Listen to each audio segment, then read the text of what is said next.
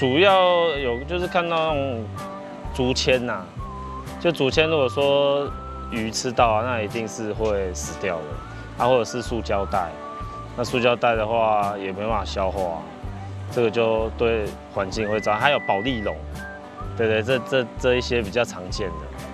我目前海洋废弃物最大宗的就是大概就是蚵棚了那蚵棚它就是一个竹材竹子去架构的再来就是它的浮具浮具的量也不少，主要也是保丽龙。再来就是我们的渔网。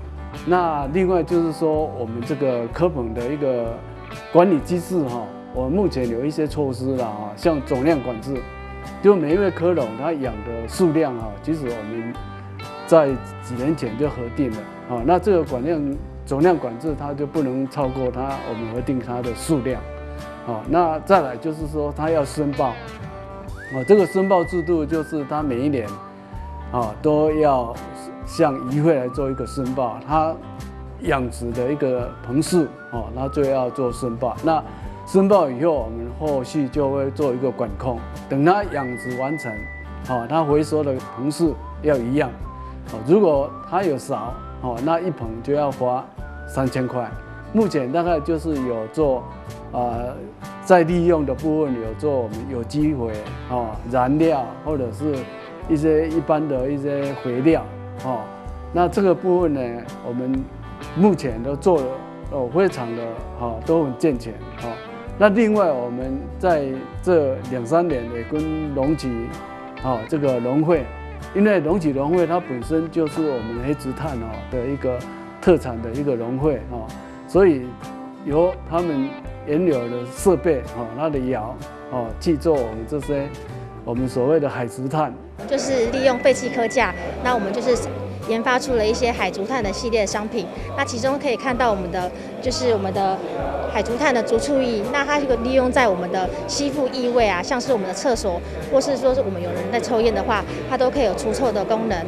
那另外还有我们的海竹炭的除臭包，我们可以放在衣柜鞋柜它是一个环保，然后可以重复利用，拿去晒太阳都可以重复的使用。掌握施政3分钟，台南进步向前冲。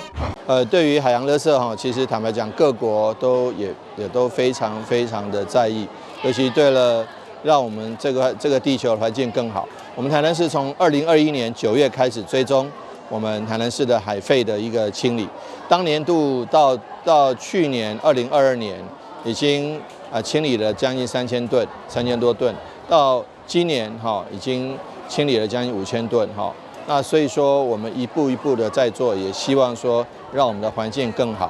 那我也希望说这种东西最好是大家不要丢垃圾嘛，就不要丢海洋，不要把垃圾随便丢弃在海洋中这是最好的，免得可能你丢1公斤垃圾，可能你要花很多时间才能清理掉。所以呢，因此希望大家最好还是把垃圾带回家丢到正常的地方，不要再丢到海洋里，不要污染我们的海洋。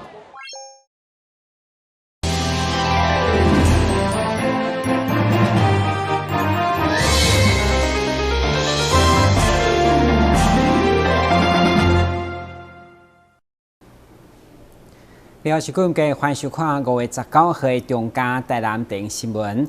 你敢知影咱台南有全台第一座以智慧作为号召的大型资源回收岛，已经营运6年多。不过因为人力有限，时间只当开8点钟，加上2个体拢需要太晚，伫市长黄伟哲支持，该资源回收岛全面升级，以后就提供24点钟不免人工的服务。在台南市长黄伟哲甲侪位议员贵宾的见证之下，进化版的智慧资源回收岛正式启用。哇！让我们一起来迎接全新升级的极过来智慧回收岛。台南市为2017年伫安平大卖场头前设置智慧回收岛，营运到达已经6档，成果是相当的好。回收率非常的高，我们从107年的53一直进步到现在的57，一直进步到现在63%哈。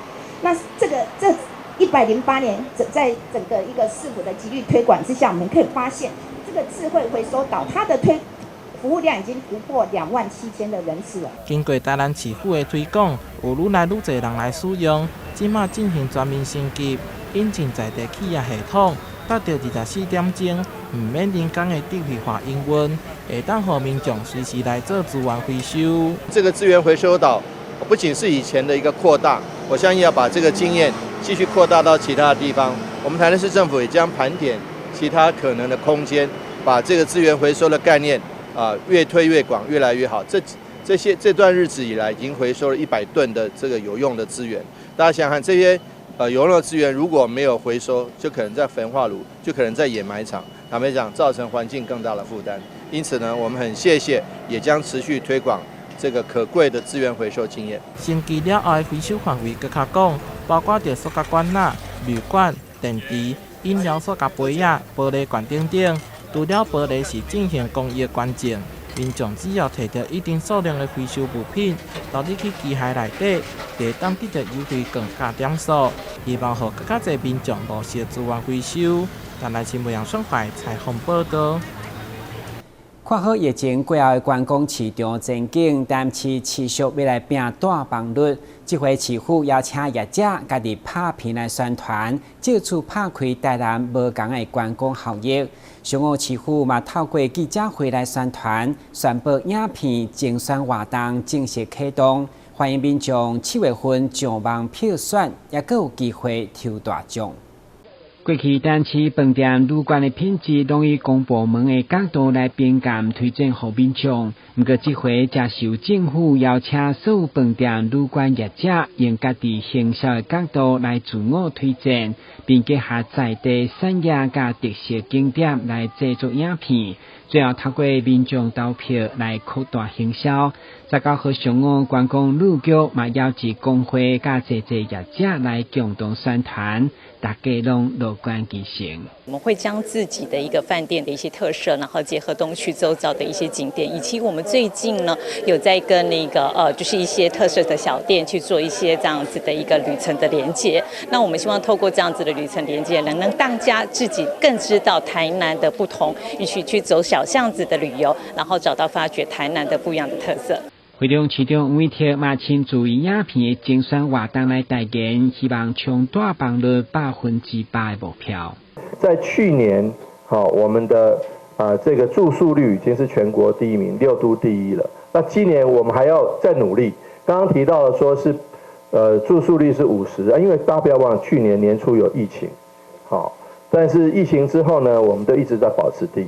那所以呢，即便是这样子，我们还是更加的努力，希望能够这个住宿率能到100%目前台南市的饭店旅馆已经有809间，数量主要是6都第1，而且对109年到111年的大房统计，不止6都第1，111年竟是全国第1。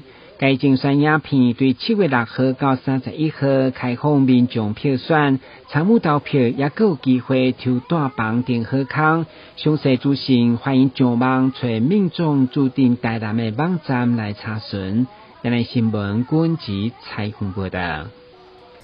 2023年全國運動會10月份將在台南舉行。面對16冬後難得的盛會，議會透過專案報告，要來了解市府相關籌備狀況。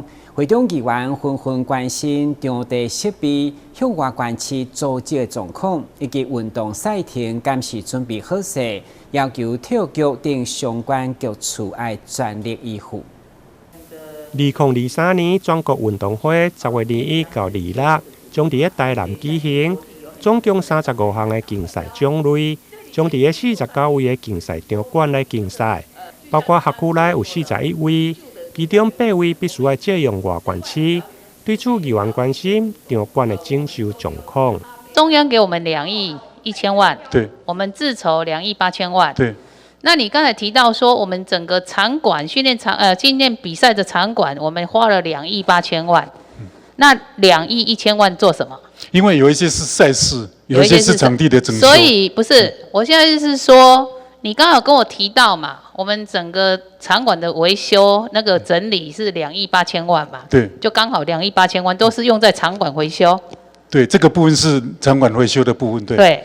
那中央给我们2亿嘛，2亿1000万嘛。2亿1000万是包括赛事的，包括场地整建的。场地整，所以你的2亿8000万不是全部市预算，有包括中央预算。对对对。除了场馆的问题，另外身为全运会地主队，嘛有议员关心这届全运会成绩以及得奖的奖金。以顶届25面的金牌，局长有信心这届目标30面金牌。总奖牌100面以上。上一届是夺了多少牌啊，局长？25面金牌，21面银牌，43面铜牌。好，那局长，我们这一次我们是地主队哦，有没有信心在这些奖项在夺牌上有些突破？我的目标就是30面金牌，然后奖牌数超过100面。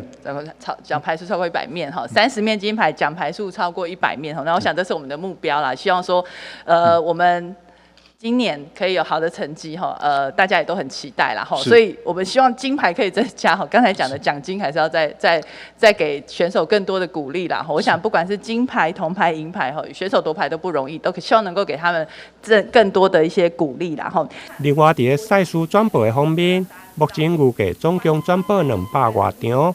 其中体育署协助转播140场，除了划船、蜻蜓，因为需要空拍机的转播较麻烦，其他拢会用以实况来转播，让市民会用在第一时间为选手来加油。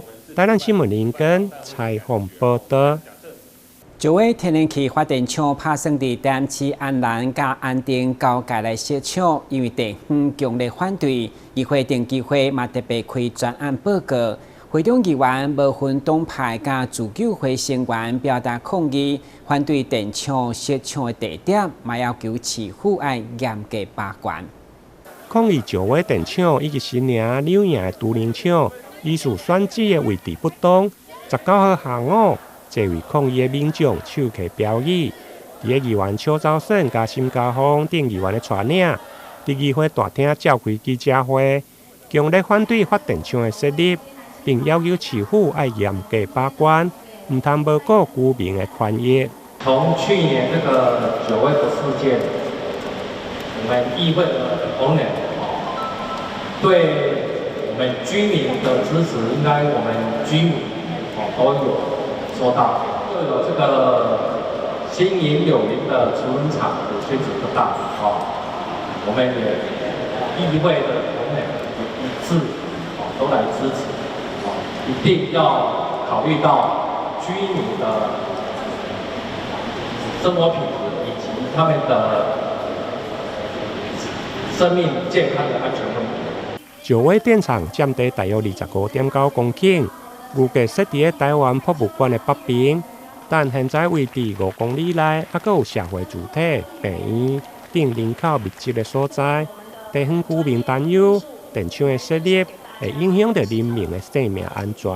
自救会受苦是安尼啦，我们从来没有反对发电厂的设立，但是我们一个对九会的要求就是，它选址不当，影响到我们的生命安全，而且我们的居住正义，比较安尼动啦，因为咱将来电波到嘛，中央的能源政策就是咱电波到应。我永远拢无反对伊做电厂，但是做电厂的所在爱审慎评估一下，希望中央甲地方政府会当注意到这点，来重视这个问题。伫议员区招成的提案，下午台南市议会嘛召开电厂设置的专案报告，要求市府顾虑到都市主体电厂的设立问题，重视人民健康安全。台南新闻林根采访报道。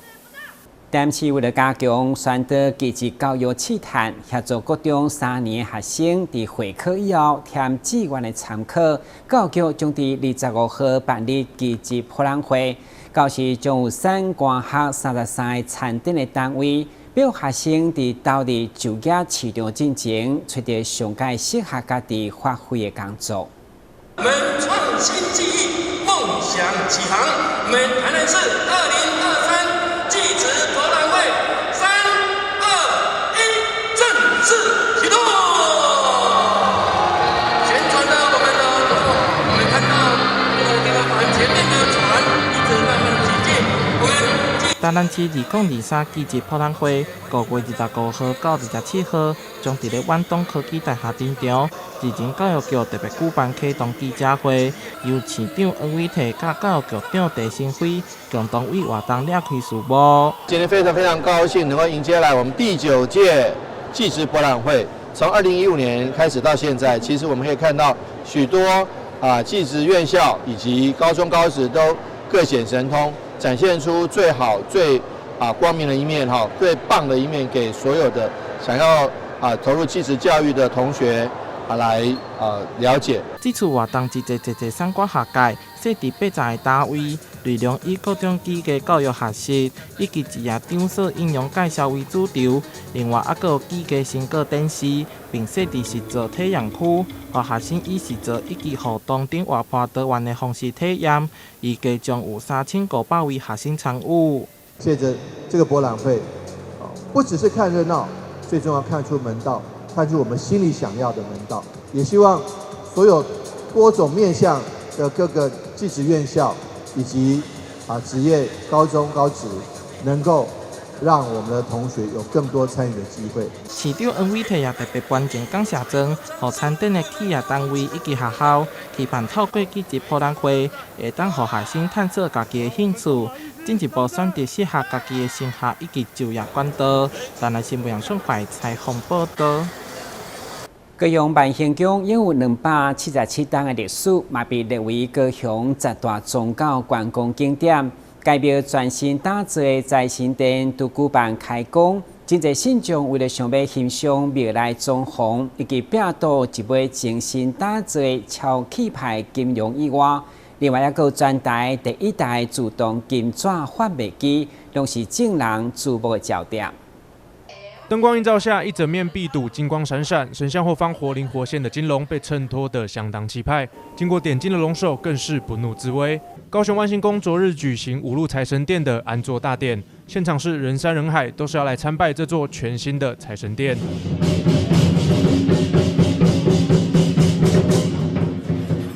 高雄前金區著名的萬興宮有着將近277年的歷史，供奉的主神是清水祖師。而這座全新打造、金碧輝煌的財神殿，也成為高雄少見獨立供奉財神的廟宇。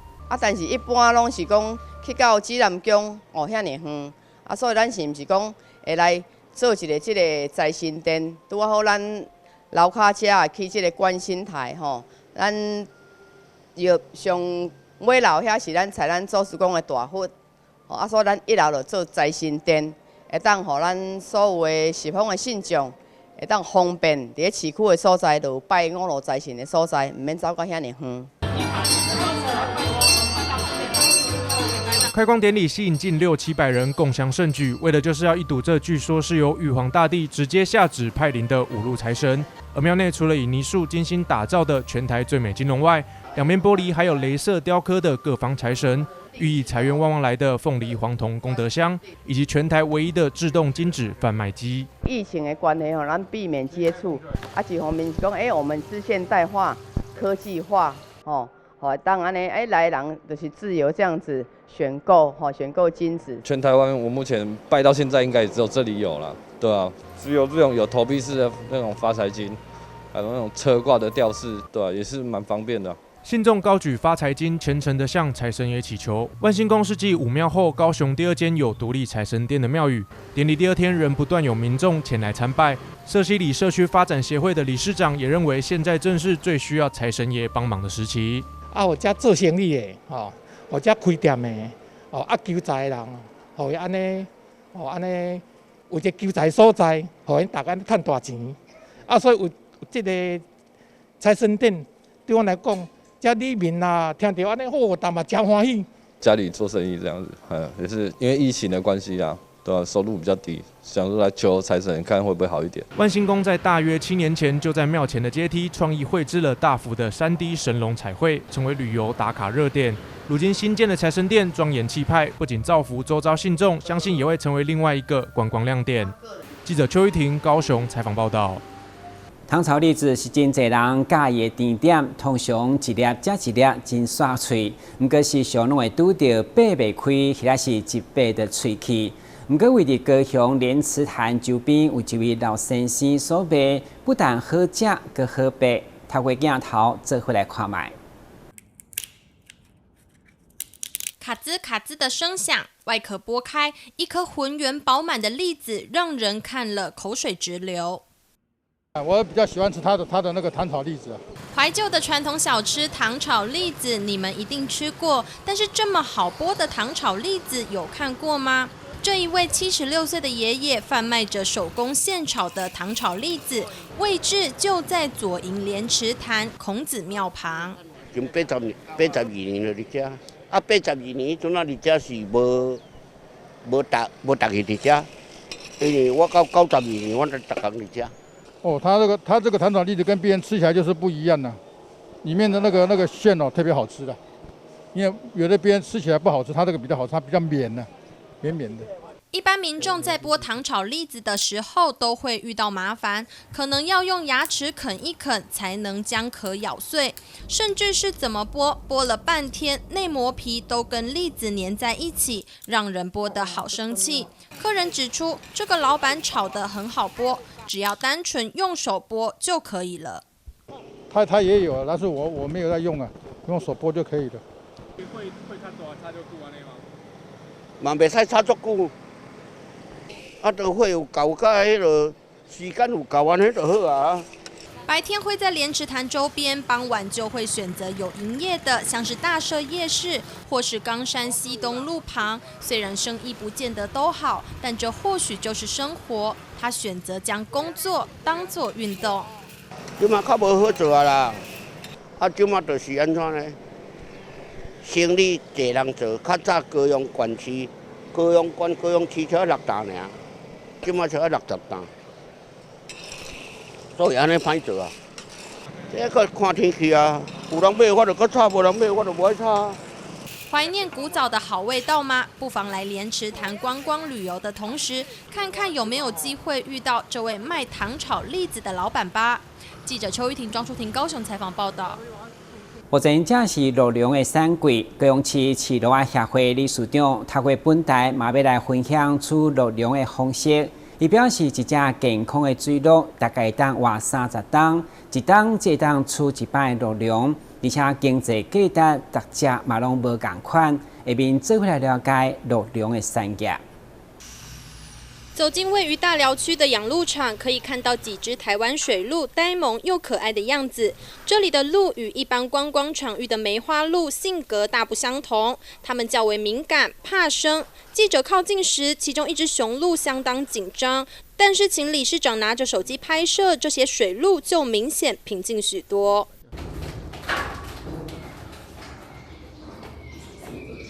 鹿茸是长在雄鹿头顶上的软角，通常鹿农会在它长出来的3个月内将它取下。理事长指出，比较健康的台湾水鹿大约可以活30几年，1年能够取1次鹿茸。绑起来，绑好以后，开始消毒，把那个茸的底下这个龙头消毒，用酒精消毒以后再开始割下来就可以了。看你的那个鹿本身，它的茸长得多还是少？你像那300多两的，一年的光茸大概都卖了大概将近30万呢。鹿的养殖方式与牛、猪大不相同，由于台湾水鹿是草食性动物，主食多为这种绿色的蓝尾草。现在我们一般喂的都是蓝尾草、薏米、青稞薏米，还有进口的木氏草块，有时会使用成本略高的木素草，也就是我们平常所吃的木素芽，它的成草营养相对比较高。